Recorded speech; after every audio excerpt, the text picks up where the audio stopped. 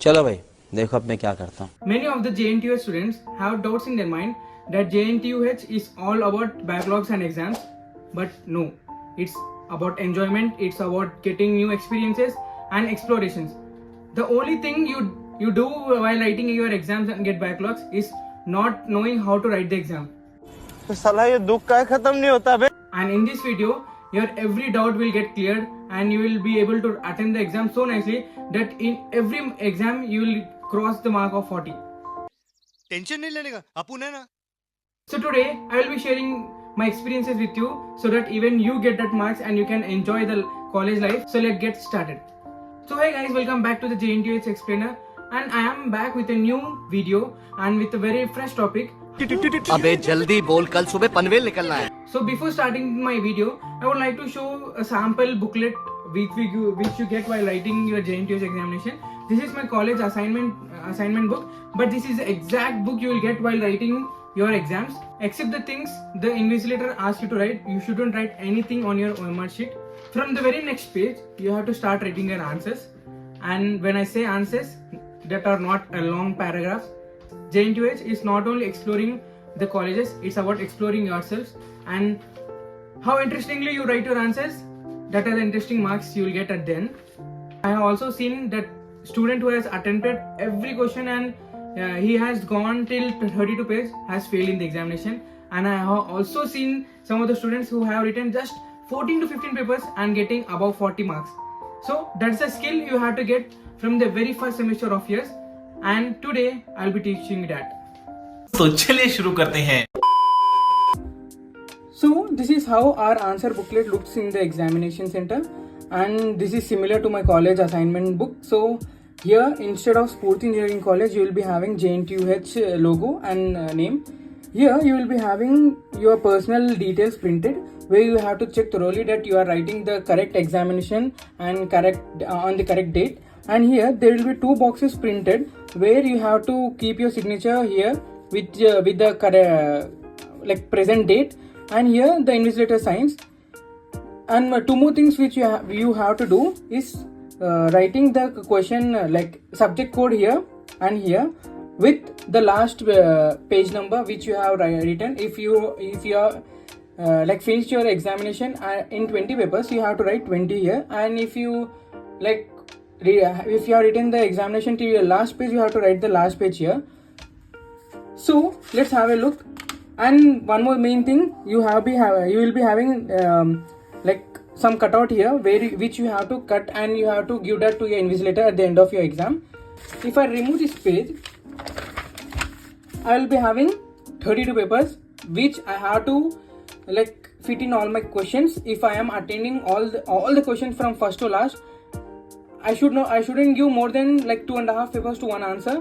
Like if you want, you can give, but if you are attending all the question with complete confidence, I believe that it will not take more than 1.5 or almost 2, because the person who knows the correct information will not elaborate it.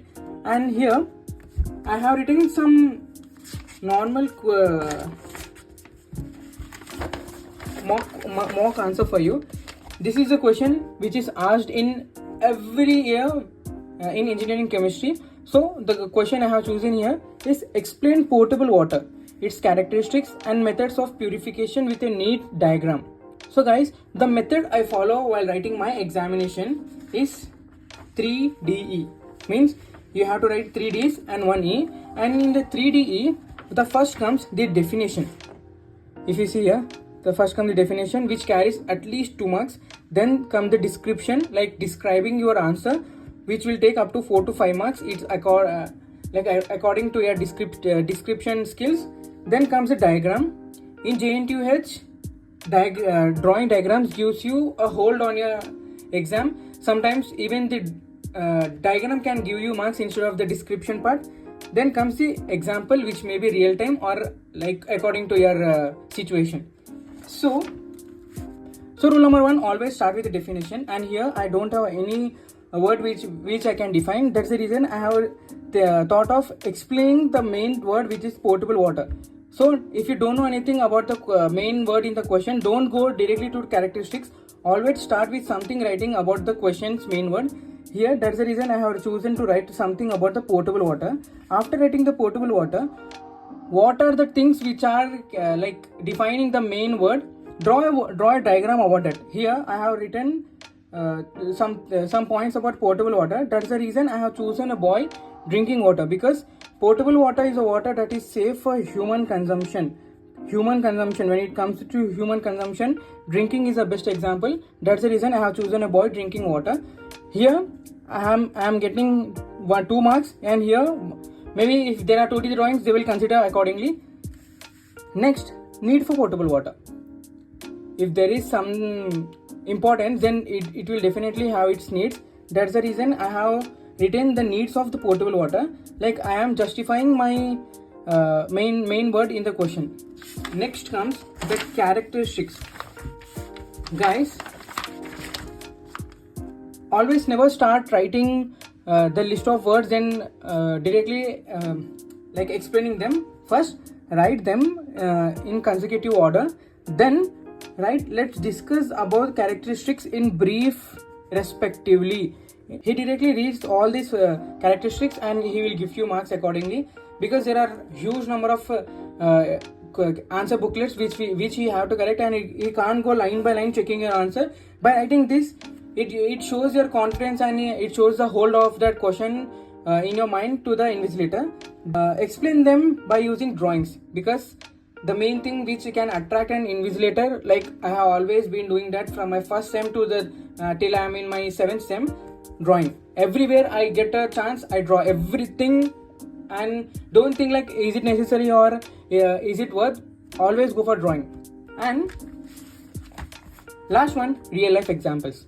You can also draw real life examples and you can write something down, but in this case I cannot do that. That's the reason I have written down instead of drawing. But if I get a chance, 101% I will choose drawing instead of writing. If I am an invigilator who is correcting your answer booklet and I have to correct minimum 100 to 150 in one day, I will not be reading one by one. I know what the answer is and I will be searching that keywords in your answer.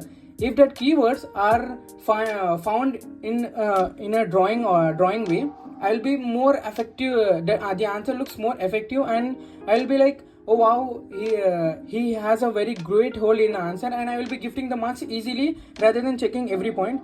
Yeah, I know writing in a good handwriting comes superior, but I have seen students whose handwriting is fabulous but failing in exams, and I have seen students whose handwriting is like below average but getting them above 40.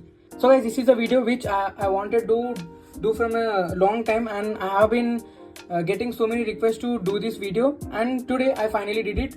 So please help me reach 1k for subscribers mark, so that I can get more motivated and focused on my channel and give whatever you guys want from me.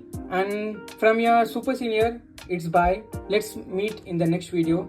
Till then, be happy, keep studying.